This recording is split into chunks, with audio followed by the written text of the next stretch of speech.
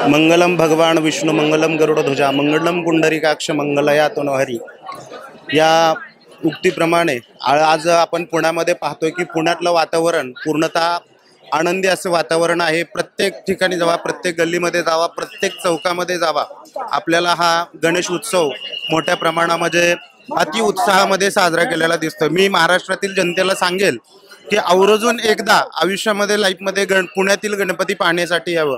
प्रत्येक व्यक्तीच्या चेहऱ्याकडे पाहिल्यानंतर एक उत्साह दिसतो की बाबा आता माझ्या बाप्पांचं दर्शन होणार आहे। गणपती बाप्पा म्हणजे लहानापासून वयोवृद्धांपर्यंत आवडीचं दैवत आहे, आद्य दैवत आहे। वक्रतुंड महाकाय सूर्यकोटी समप्रभा निर्विघ्नं कुर्मे देव सर्व कार्येषु सर्वदा प्रारंभी विनंती करू गणपती विद्यादया सागरा अज्ञानत्व हरुणी बुद्धिमती दे आराध्य मोरेश्वरा।